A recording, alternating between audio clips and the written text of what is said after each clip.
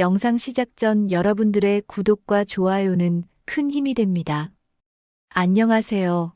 여러분, 오늘은 한 부부의 이야기를 들려드리려고 합니다.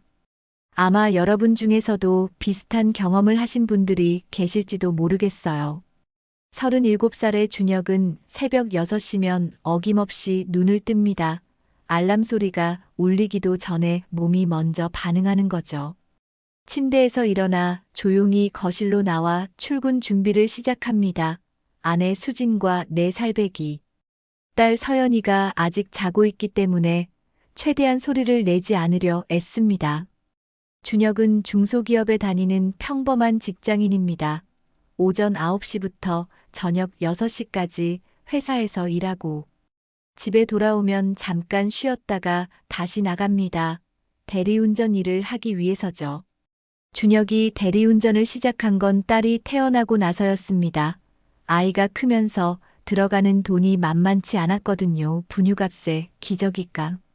그리고 점점 커가면서 필요한 옷가지며 장난감들까지 하나하나가 다 돈이었습니다.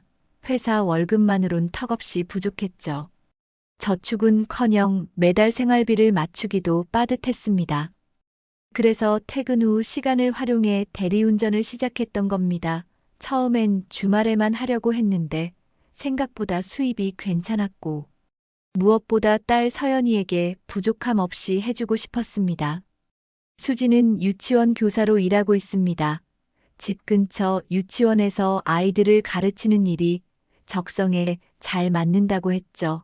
매일 아침 서연이를 데리고 출근해서 유치원 어린이집에 맡긴 뒤 자신의 반으로 갑니다. 퇴근할 땐 서연이와 함께 손잡고 집으로 돌아옵니다. 준혁은 늘 그런 수진이 대견스러웠습니다. 일도 하면서 육아도 병행하는 게 쉬운 일이 아니니까요. 겉으로 보기엔 평범한 맞벌이 부부였고 남들이 보기엔 안정적인 가정이었습니다. 저녁 7시쯤 준혁이 집에 도착하면 수진이 저녁을 차려놓고 기다립니다. 세 식구가 둘러앉아 밥을 먹는 시간은 준혁에게 가장 소중한 순간이었죠. 서연이가 유치원에서 있었던 일을 제잘제잘 이야기하고 수진이 옆에서 웃으며 받아줍니다. 준혁은 그저 그 모습을 바라보는 것만으로도 하루의 피로가 풀렸습니다. 이 작은 행복을 지키기 위해 밤늦게까지 운전대를 잡는 것쯤은 아무것도 아니라고 생각했습니다. 저녁 8시가 되면 준혁은 다시 집을 나섭니다. 대리운전 앱을 켜고 콜을 받기 시작하죠. 보통 자정이 넘어서까지 일합니다. 주중에는 거의 매일 밤. 새벽 1시에서 2시 사이에 집에 돌아옵니다. 주말엔 더 늦어질 때도 많습니다. 금요일, 토요일 밤은 술자리가 많아서 콜이 끊이질 않거든요. 몸은 힘들지만 수입이 쏠쏠해서 버틸만 했습니다. 한 달에 150만 원에서 200만 원 정도를 더 벌 수 있었으니까요. 준혁은 늘 수진에게 고마운 마음을 가지고 있었습니다. 자신이 밤늦게까지 일하는 동안 집에서 서연이를 돌봐주니까요. 주말에도 대리운전을 나가면 하루 종일 혼자 아이를 봐야 하는데 한 번도 불평하지 않았습니다. 오히려 고생한다며 준혁을 격려해줬죠. 그런 수진이 있어서 준혁은 더 열심히 일할 수 있었습니다. 언젠가는 대리운전을 그만두고 가족과 함께 여유로운 시간을 보낼 수 있을 거라 믿으며 하루하루를 버텼습니다. 회사 동료들은 준혁을 보며 혀를 내둘렀습니다. 어떻게 그렇게 일만 하고 사느냐고 물었죠. 준혁은 웃으며 대답했습니다. 가족을 위해서라고 딸아이가 크면 돈 들어갈 때가 한두 군데가 아니라고 말이죠. 동료들도 고개를 끄덕였습니다. 요즘 같은 세상에 아이 키우기가 얼마나 힘든지 다들 알고 있었으니까요. 준혁은 퇴근하면서도 늘 생각했습니다. 조금만 더 버티면 된다고, 서연이가 학교 들어갈 때까지만 더 일하면 된다고요. 그렇게 준혁의 하루는 반복됩니다. 아침 일찍 일어나서 회사 가고 퇴근하면 잠깐 가족과 시간 보내고 다시 대리운전 나가서 새벽에 귀가하는 패턴이었습니다. 힘들지만 보람찼습니다. 사랑하는 가족을 위한 일이니까요. 수진의 일상에 변화가 생긴 건 그의 봄부터였습니다. 유치원에서 하원 시간이 되면 아이들을 데리러 오는 학부모들과 차량들로 붐볐죠. 그 중에서도 유독 눈에 띄는 차량이 있었습니다. 바로 태권도 학원 차량이었습니다. 밝은 노란색 봉고차에 학원 이름이 크게 적혀 있었고, 운전석에는 늘 같은 남자가 앉아 있었습니다. 그 남자는 민수라는 이름의 태권도 관장이었습니다. 35살로. 이 동네에서 3년째 체육관을 운영하고 있었죠. 건장한 체격에 단정한 인상을 가진 민수는 학부모들 사이에서 평판이 좋았습니다. 아이들을 잘 가르친다는 소문이 자자했거든요. 수진도 몇 번 스쳐 지나가며 민수를 봤습니다. 인사를 주고받을 정도는 아니었지만 얼굴은 익숙해졌죠. 어느 날 수진이 서연이를 데리고 유치원을 나서는데 앞에서 민수가 걸어오고 있었습니다. 좁은 통로였기 때문에 마주칠 수밖에 없었죠. 민수가 먼저 웃으며 인사했습니다. 수진도 가볍게 고개를 숙여 답례했습니다. 그게 시작이었습니다. 그 이후로 하원 시간에 자주 마주치게 됐고 인사를 나누는 사이가 됐습니다. 일주일쯤 지나자 민수가 먼저 말을 걸어왔습니다. 날씨 이야기나 아이들 이야기 같은 가벼운 대화였죠. 수진도 자연스럽게 응답했습니다. 같은 동네에 사는 사람들끼리 이런 정도의 대화는 흔한 일이니까요. 하지만 그 대화가 점점 길어지기 시작했습니다. 처음엔 30초 남짓이었던 게 1분, 2분으로 늘어났고 어느새 5분, 10분씩 이야기를 나누게 됐습니다. 수지는 민수와 대화하는 게 나쁘지 않다고 느꼈습니다. 준혁은 늘 바빴고 집에 있어도 피곤해서 대화다운 대화를 나누기 힘들었거든요. 반면 민수는 수진의 말을 경청했고 공감해줬습니다. 유치원에서 있었던 일을 이야기하면 재미있다며 웃어줬고 힘든 일이 있으면 위로해줬습니다. 수진은 자신도 모르게 민수와의 대화를 기다리게 됐습니다. 어느 토요일 오후 수진이 서연이를 데리고 마트에 갔다가 민수와 마주쳤습니다. 민수도 장을 보러 온 참이었죠. 우연의 일치였지만 두 사람은 반가워했습니다. 함께 장을 보며 이런저런 이야기를 나눴습니다. 서연이는 민수가 주는 과자에 신이 나서 좋아했죠. 마트를 나서면서 민수가 커피 한잔 하자고 제안했습니다. 수지는 잠깐 망설였지만 괜찮다고 생각했습니다. 그냥 이웃 주민끼리 커피 마시는 거니까요. 카페에 앉아서 두 사람은 더 깊은 이야기를 나눴습니다. 민수는 자신의 체육관 운영 이야기를 했고 수지는 유치원 교사로서의 어려움을 토로했습니다. 서연이는 키즈 카페에서 신나게 놀고 있었죠. 1시간쯤 지나서 수지는 일어나야 한다고 말했습니다. 저녁 준비를 해야 했거든요. 민수는 아쉬워하면서도 다음에 또 보자고 말했습니다. 수지는 고개를 끄덕이며 카페를 나섰습니다. 그날 밤 수지는 이상한 감정을 느꼈습니다. 민수와의 대화가 자꾸 떠올랐던 거죠. 준혁은 대리운전을 나가고 집엔 서연이와 둘뿐이었습니다. 수지는 핸드폰을 들여다보며 민수의 연락처를 저장했다는 걸 깨달았습니다. 카페에서 헤어지기 전에 혹시 모르니 번호 교환하자고 민수가 말했었죠. 수지는 별 생각 없이 번호를 줬었습니다. 며칠 뒤 민수에게서 문자가 왔습니다. 그날 커피 맛있었다는 내용이었습니다. 수지는 답장을 보냈고 그렇게 문자를 주고받기 시작했습니다. 처음엔 하루에 한두 통 정도였는데 점점 횟수가 늘어났습니다. 아침 인사부터 시작해서 점심때 뭐 먹었는지, 저녁엔 뭐 하는지 사소한 일상을 공유하게 됐습니다. 어느 날 민수가 식사 한번 하자고 제안했습니다. 수지는 고민했습니다. 이건 좀 다른 차원의 만남이라는 걸 알았거든요. 하지만 거절하지 못했습니다. 민수와 대화하는 게 즐거웠고 준혁과는 느낄 수 없는 설렘 같은 게 있었습니다. 수지는 친정 엄마에게 전화를 걸었습니다. 급한 일이 생겼다며 서연이를 봐달라고 부탁했죠. 친정 엄마는 흔쾌히 알았다고 대답했습니다. 그날 저녁 수지는 민수를 만났습니다. 동네를 벗어난 한적한 식당에서 둘만의 저녁을 먹었죠. 대화는 자연스러웠고 분위기는 좋았습니다. 식사를 마치고 나오면서 민수가 수진의 손을 잡았습니다. 수진은 손을 뿌리치지 않았습니다. 그렇게 선을 넘었습니다.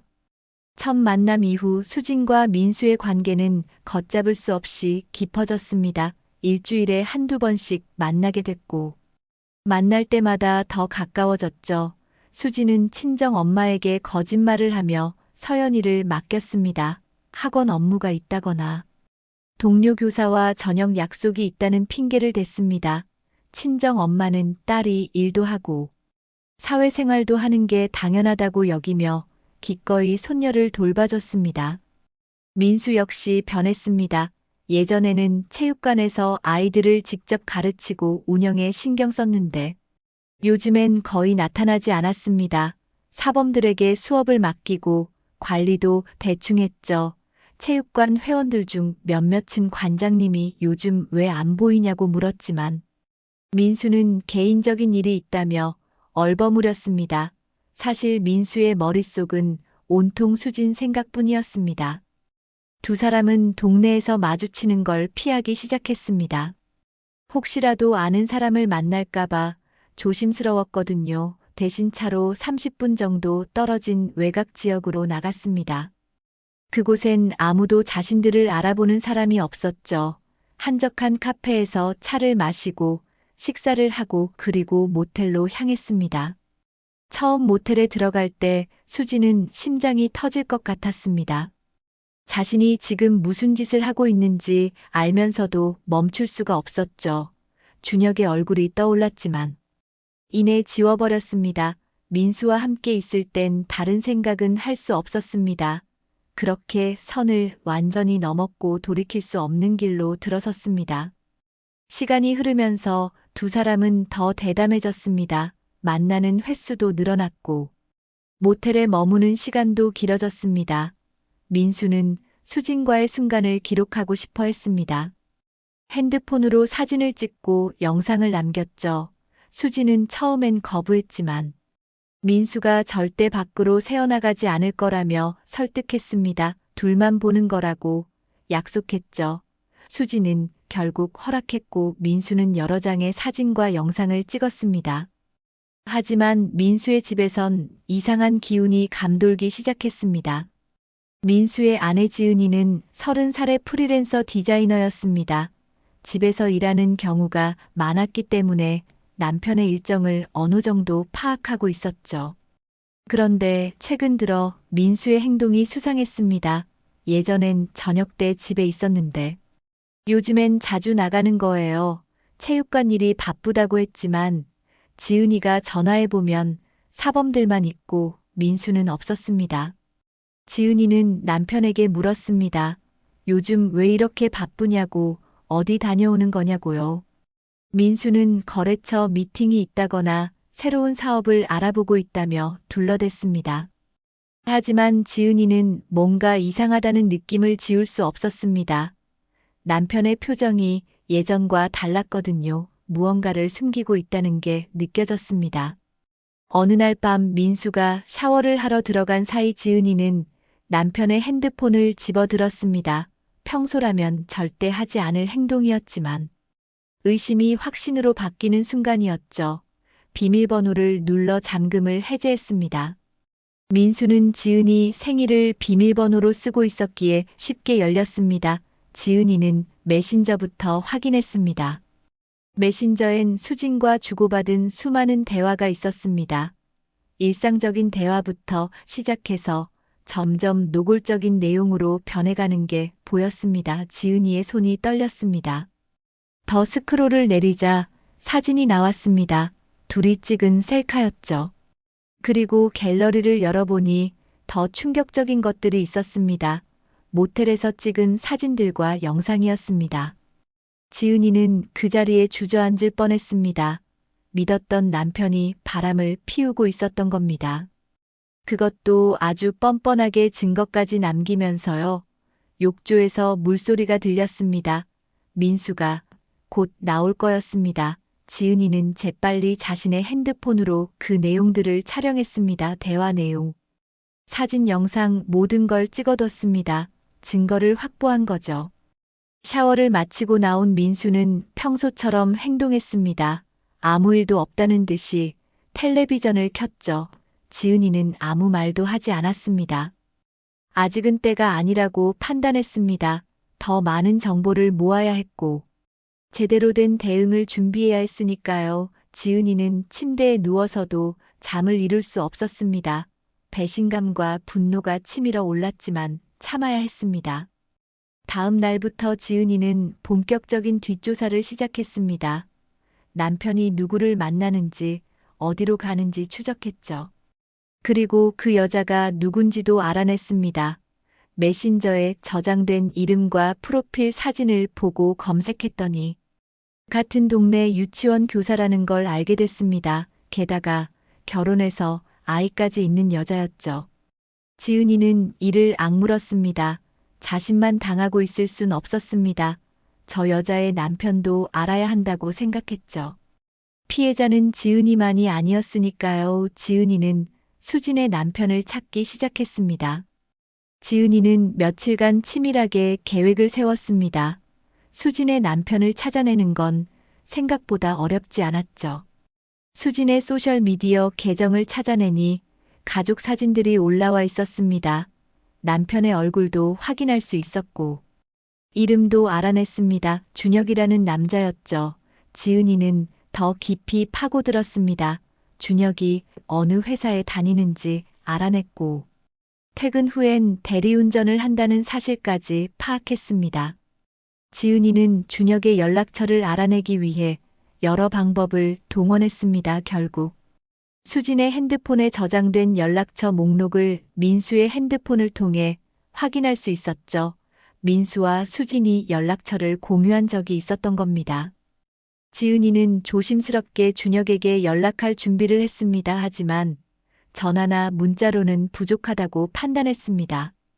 직접 만나서 증거를 보여줘야 한다고 생각했죠. 어느 금요일 밤 지은이는 준혁이 대리운전을 마치고 집으로 돌아가는 길목에서 기다렸습니다. 미리 준혁의 차량 번호를 알아뒀기 때문에 찾기는 어렵지 않았습니다.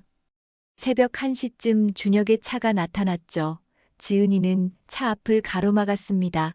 준혁은 깜짝 놀라 급브레이크를 밟았습니다. 차에서 내린 준혁은 당황한 표정으로 물었습니다. 무슨 일이냐고, 누구냐고요. 지은이는 자신을 소개했습니다. 민수의 아내라고 말하며 할 말이 있다고 했죠.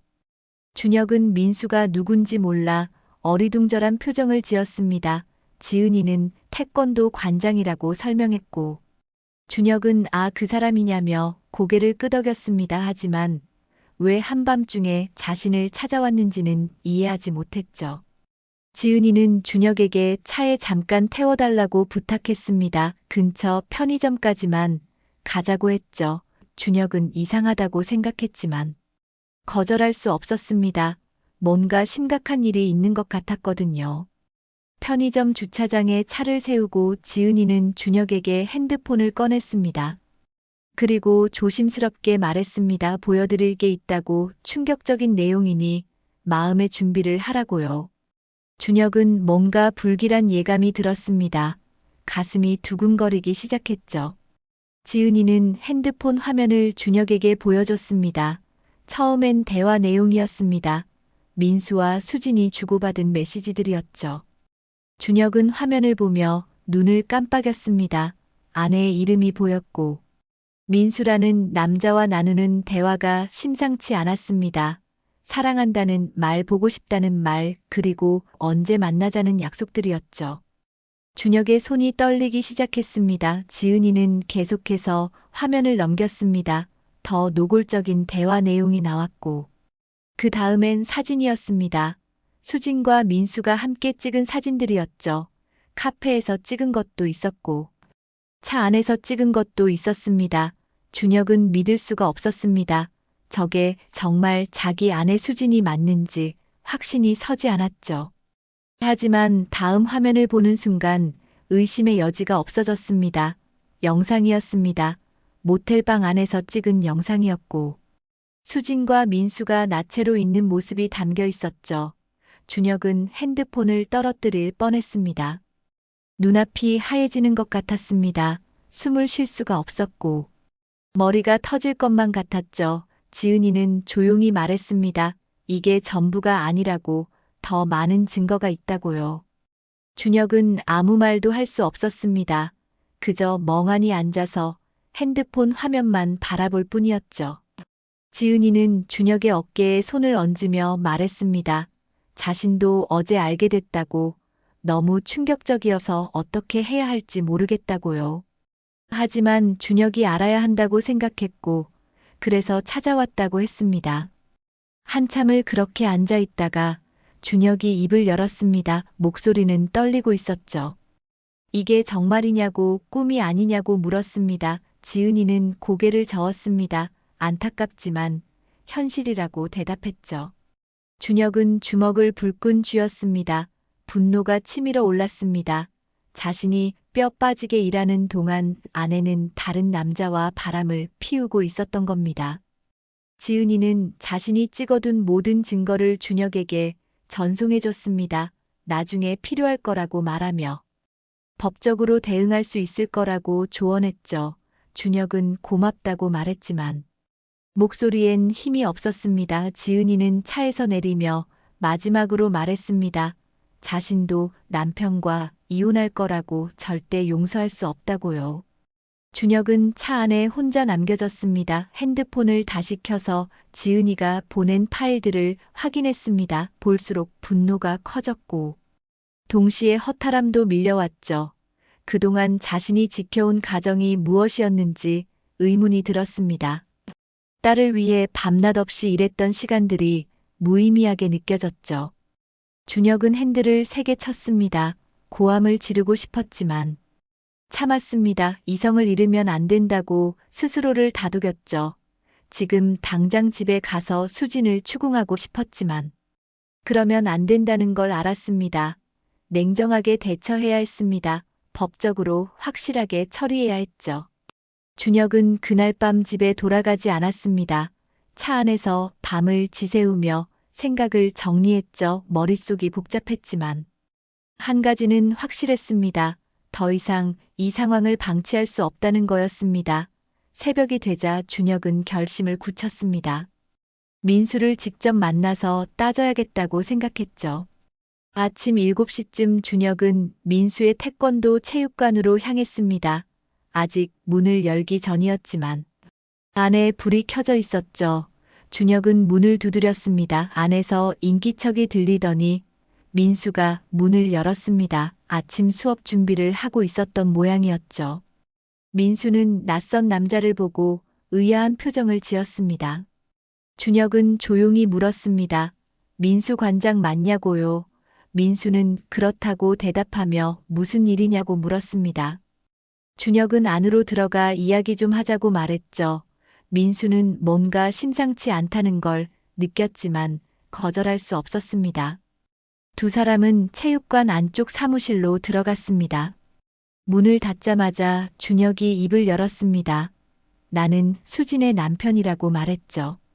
민수의 얼굴이 굳어졌습니다. 순간 당황한 기색이 역력했습니다.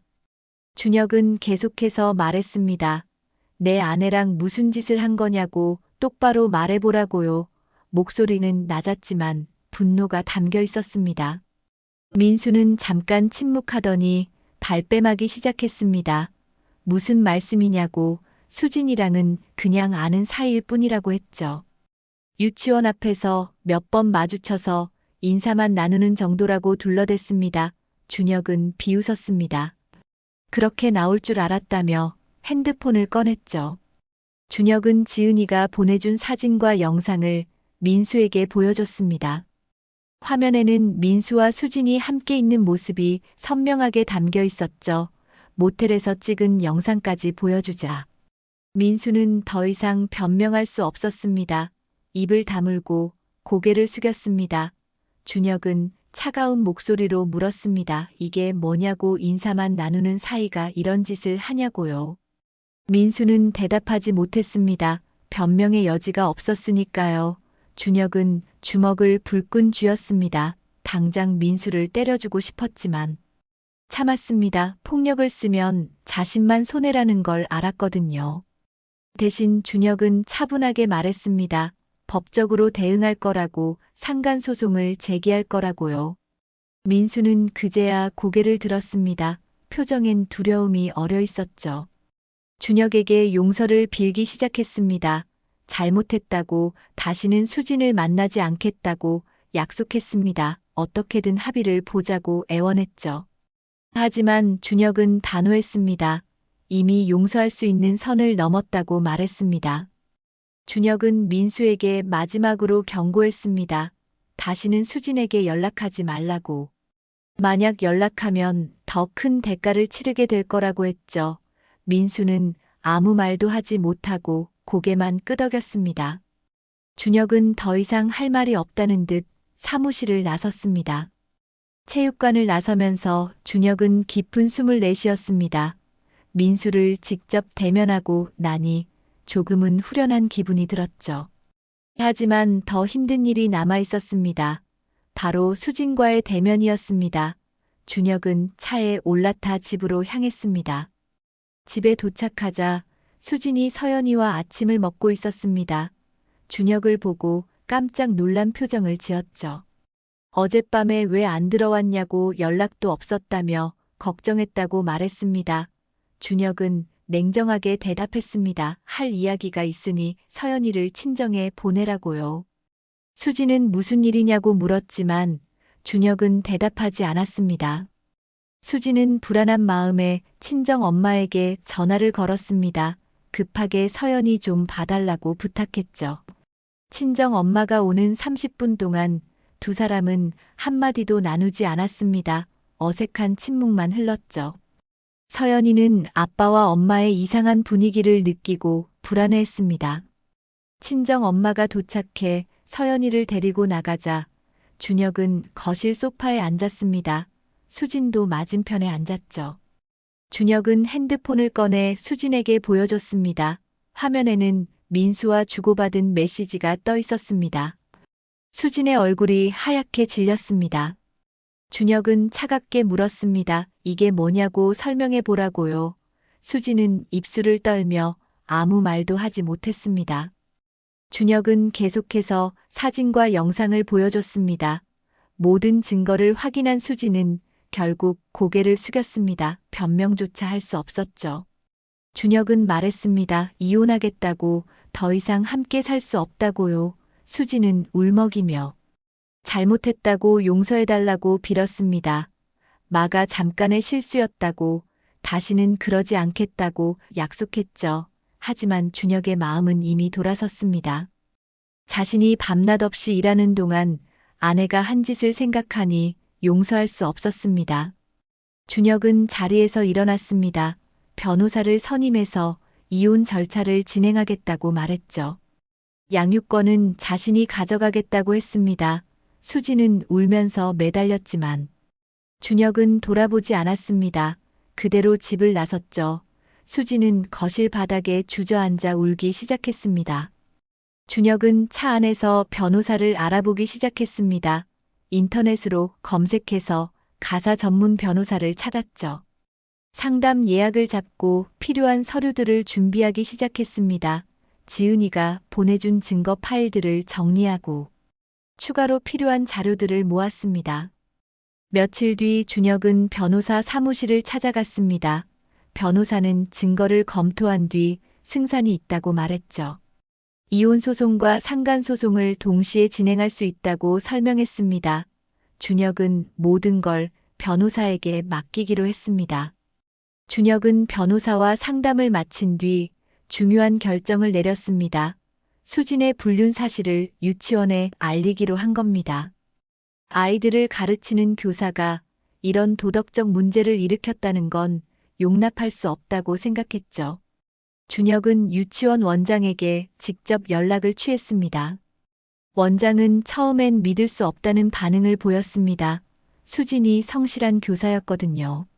하지만 준혁이 증거 자료를 보여주자 표정이 굳어졌죠. 사진과 영상. 그리고 메시지 내용을 확인한 원장은 한숨을 내쉬었습니다. 이건 심각한 문제라고 말했습니다. 원장은 즉시 이사회를 소집했습니다. 유치원 운영진과 이사진이 모여 수진의 문제를 논의했죠. 결론은 빠르게 나왔습니다. 교사로서의 자격이 없다는 판단이었습니다. 아이들을 가르치는 사람이 이런 비도덕적인 행동을 했다는 건 학부모들에게 신뢰를 잃는 일이었으니까요. 며칠 뒤 수진은 유치원으로부터 해고 통보를 받았습니다. 원장이 직접 불러서 말했죠. 더 이상 이곳에서 일할 수 없다고 즉시 사직하라고 했습니다. 수진은 눈물을 흘리며 용서를 빌었지만 소용없었습니다. 이미 결정된 사항이었고 번복할 수 없었죠. 소문은 빠르게 퍼져나갔습니다. 유치원 학부모들 사이에서 수진의 불륜 이야기가 돌기 시작했죠. 누군가 소셜미디어에 글을 올렸고 그게 동네 맘카페로 퍼졌습니다. 유치원 교사가 태권도 관장과 바람을 피웠다는 내용이었습니다. 익명으로 올라온 글이었지만 모두가 누구를 말하는 건지 알 수 있었죠. 학부모들의 반응은 싸늘했습니다. 아이들을 맡겼던 선생님이 그런 사람이었다니. 배신감을 느꼈던 겁니다. 댓글엔 비난이 쏟아졌죠. 어떻게 교사가 그럴 수 있냐는 내용부터 시작해서 아이들 앞에서 뭘 가르쳤을지 모르겠다는 걱정까지 다양했습니다. 태권도 체육관도 타격을 입기 시작했습니다. 민수와 수진의 관계가 알려지면서 학부모들이 분노했죠. 자기 아이들을 그런 사람에게 맡길 수 없다며 퇴원하는 회원들이 속출했습니다. 일주일 만에 30명이 넘는 아이들이 체육관을 그만뒀죠. 사범들도 어려운 상황에 처했습니다. 관장의 추문으로 체육관 이미지가 나빠지니 자신들의 미래도 불투명해졌거든요. 몇몇 사범은 민수에게 따졌습니다. 도대체 무슨 짓을 한 거냐고. 이렇게 될 줄 알았으면 애초에 하지 말았어야 하는 거 아니냐고요. 민수는 고개를 숙이고 사과할 뿐이었습니다. 체육관 회원이 절반 가까이 줄어들자 운영에 심각한 문제가 생겼습니다.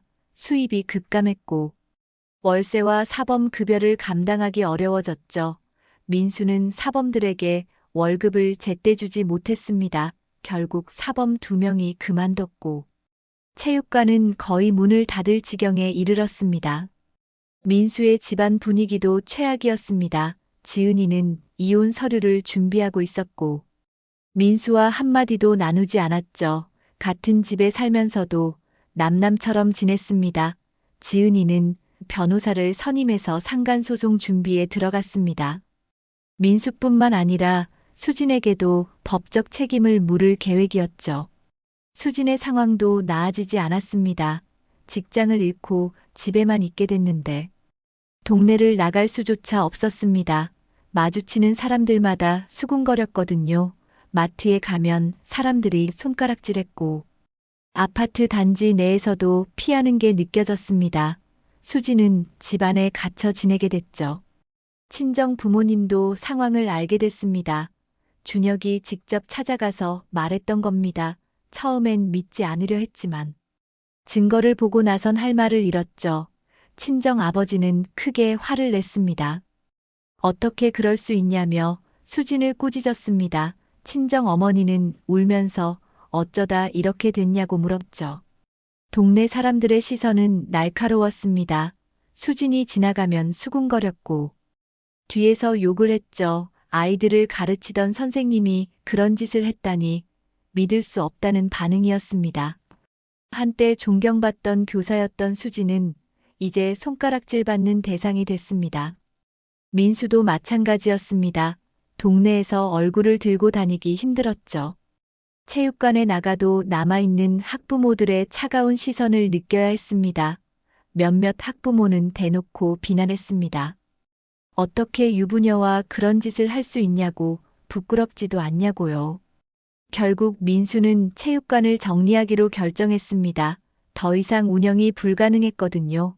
남은 회원들에게 공지를 하고 환불 절차를 밟았습니다. 임대차 계약도 해지했죠. 몇 년간 공들여 키운 체육관이 한순간에 무너졌습니다. 민수의 통장엔 돈이 바닥났습니다. 환불해주고 월세 정리하고 나니 남은 게 거의 없었죠. 게다가 곧 상간소송에서 패소하면 위자료까지 물어야 했습니다. 민수는 앞날이 캄캄했습니다. 지은이는 이혼 서류에 도장을 찍으라고 재촉했고 집에서도 나가라고 했죠. 두 사람의 분류는 결국 모든 걸 파괴했습니다. 가정을 무너뜨렸고 직장을 잃게 했으며 사회적 명예도 실추시켰죠. 순간의 쾌락이 평생의 상처로 남게 된 겁니다. 준혁의 변호사는 신속하게 소장을 작성했습니다. 이혼 소송과 상간 소송을 동시에 진행하기로 했죠. 이혼 소송은 수진을 상대로 재산 분할과 위자료를 청구하는 내용이었고, 상간 소송은 민수를 상대로 손해배상을 청구하는 것이었습니다. 변호사는 증거가 확실하니 승소 가능성이 높다고 설명했습니다. 소장 접수는 빠르게 이뤄졌습니다. 법원에서 사건 번호를 부여받고 첫 재판 날짜가 잡혔죠. 한 달 뒤였습니다. 준혁은 그동안 필요한 서류들을 더 준비했습니다. 결혼 생활 동안의 통장 내역 재산 목록, 그리고 자신이 생계를 책임졌다는 증거들을 모았죠. 대리운전 수입 내역도 정리했습니다. 수진에게도 소장이 송달됐습니다. 집배원이 친정집으로 찾아와 서류를 건넸죠. 수진은 떨리는 손으로 봉투를 뜯었습니다. 이혼소송 청구서라는 제목이 눈에 들어왔고 그 아래 상간소송 청구서도 함께 있었습니다. 수진은 주저앉았습니다. 현실이 된 겁니다. 더 이상 피할 수 없었죠. 수진도 변호사를 선임해야 했습니다. 친정 아버지가 비용을 댔죠. 변호사와 상담한 수진은 불리한 상황이라는 걸 알게 됐습니다. 증거가 너무 명확했거든요. 변호사는 최대한 위자료를 줄이는 방향으로 가자고 조언했습니다. 양육권은 포기하는 게 낫다고도 했죠. 수진은 울면서 고개를 끄덕였습니다. 한편 지은이도 같은 시기에 소송을 진행했습니다. 민수를 상대로 한 이혼 소송과 수진을 상대로 한 상간 소송이었죠. 지은이의 변호사도 유능했습니다. 증거 자료를 체계적으로 정리해서 제출했고 민수와 수진의 불륜 관계를 상세히 입증했습니다. 민수에게도 법원으로부터 소장이 날아왔습니다. 두 건의 소송이었죠. 아내 지은이가 제기한 이혼 소송과 준혁이 제기한 상간 소송이었습니다. 민수는 변호사를 구하려 했지만 돈이 없었습니다. 체육관을 정리하면서 재정적으로 파탄 났거든요. 결국 국선 변호사를 신청했습니다. 수진도 변호사와 함께 나타났습니다. 얼굴은 창백했고 눈은 부어 있었죠. 준혁과 눈이 마주쳤지만 둘 다 아무 말도 하지 않았습니다. 수진은 고개를 숙였고 준혁은 차갑게 시선을 거뒀습니다. 복도엔 무거운 침묵만 흘렀죠. 법정 문이 열리고 재판이 시작됐습니다. 판사가 입장하고 모두 일어섰죠. 판사는 사건 개요를 확인한 뒤 양측 변호사에게 입장을 진술하라고 했습니다. 준혁의 변호사가 먼저 입을 열었습니다. 원고인 준혁이 피고 수진의 불륜으로 인해 심각한 정신적 고통을 받았다고 설명했죠. 변호사는 증거 자료를 제출했습니다. 민수와 수진이 주고받은 메시지 기록, 모텔에서 찍은 사진과 영상, 그리고 목격자 진술서였습니다. 지은이가 증인으로 나섰거든요. 판사는 증거들을 하나하나 검토했습니다. 표정이 굳어지는 게 보였죠. 수진의 변호사는 항변했습니다. 일시적인 실수였고 깊이 반성하고 있다고 주장했죠. 하지만 증거 앞에선 변명이 무색했습니다. 판사는 수진에게 직접 물었습니다. 이 증거들이 사실이냐고요. 수진은 작은 목소리로 대답했습니다. 사실이라고 인정한다고요. 재판은 2시간 넘게 이어졌습니다. 준혁도 증인석에 섰습니다. 자신이 얼마나 가정을 위해 헌신했는지, 밤낮으로 일하며 가족을 부양했는지 진술했죠. 목소리는 떨렸지만 또박또박 말했습니다. 판사는 고개를 끄덕이며 들었습니다. 민수의 재판도 비슷한 시기에 열렸습니다. 지은이가 제기한 이혼 소송과 준혁이 제기한 상간 소송이 함께 진행됐죠. 민수는 법정에서 고개를 들지 못했습니다. 변명할 여지가 없었으니까요. 국선 변호사는 최선을 다했지만 증거가 워낙 명확해서 할 수 있는 게 별로 없었습니다. 지은이는 증인석에서 남편의 배신을 낱낱이 고발했습니다. 민수가 어떻게 거짓말을 해가며 수진을 만났는지, 체육관 운영을 팽개치고 불륜에 빠졌는지 증언했죠. 판사는 심각한 표정으로 기록했습니다. 준혁도 민수의 재판에 증인으로 참석했습니다. 자신의 가정이 어떻게 파괴됐는지, 딸 서연이가 얼마나 상처받았는지 이야기했죠. 민수는 고개를 숙인 채 아무 말도 하지 못했습니다. 두 번째 재판에선 재산 분할과 위자료 액수가 논의됐습니다. 준혁의 변호사는 수진에게 5천만 원의 위자료를 청구했고 재산은 7대 3으로 분할하자고 주장했습니다. 수진의 귀책 사유가 명확하니 준혁이 더 많이 가져가야 한다는 논리였죠. 수진의 변호사는 금액이 과하다고 항변했지만 판사는 준혁의 손을 들어줄 가능성이 높아 보였습니다. 증거가 워낙 확실했고 수진의 잘못이 명백했으니까요. 양육권 문제도 다뤄졌습니다. 준혁은 단독 양육권을 주장했고 수진은 면접교섭권만이라도 달라고 요청했죠. 판사는 아이의 복리를 최우선으로 고려하겠다고 말했습니다. 민수의 재판에선 준혁에게 지급할 위자료가 쟁점이었습니다. 준혁의 변호사는 3천만 원을 청구했죠. 민수는 그런 돈이 없다고 항변했지만 소용없었습니다. 법원은 지급 능력과 관계없이 책임을 물을 수 있었으니까요. 선고일 아침 준혁은 일찍 일어났습니다. 잠을 설쳤지만 정신은 또렷했죠. 오늘 모든 게 결정되는 날이었습니다. 정장을 차려입고 거울을 보니 석 달 전보다 야윈 얼굴이 보였습니다. 하지만 눈빛만은 확고했죠. 준혁은 변호사와 법원 앞에서 만나기로 했습니다. 판사가 입장하고 모두 기립했습니다. 자리에 앉자. 판사는 서류를 정리하며 입을 열었죠. 먼저 이혼 청구건부터 판결하겠다고 말했습니다. 준혁의 심장이 빠르게 뛰었습니다. 판사는 차분한 목소리로 판결문을 낭독하기 시작했습니다. 피고 수진의 불륜 행위가 명백히 입증됐고 이는 혼인을 유지할 수 없는 중대한 사유에 해당한다고 설명했죠.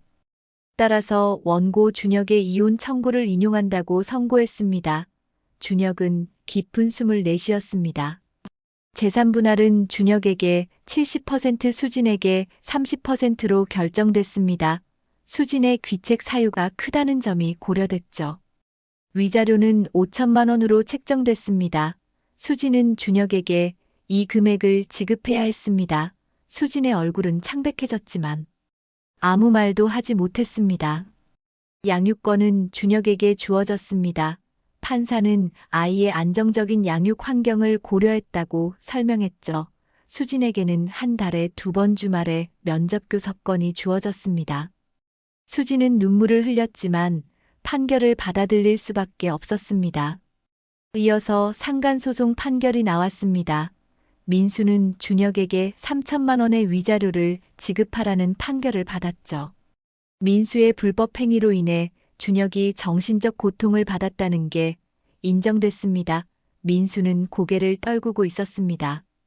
옆 법정에서도 비슷한 판결이 나왔습니다. 지은이와 민수의 이혼이 인정됐고 재산 분할과 위자료 지급 명령이 내려졌죠. 지은이가 제기한 수진에 대한 상간소송도 승소했습니다. 수진은 지은이에게도 2천만 원을 배상해야 했습니다. 법정을 나서는 준혁의 발걸음은 가벼웠습니다. 무거운 짐을 내려놓은 기분이었죠. 변호사는 축하한다며 악수를 청했습니다. 준혁은 고맙다고 인사했습니다. 이제 새로운 시작이었습니다. 수지는 친정집으로 돌아갔습니다. 5천만 원과 2천만 원 합쳐서 7천만 원의 빚을 지게 됐죠. 직장도 없고 사회적 평판도 바닥에 떨어진 상태였습니다.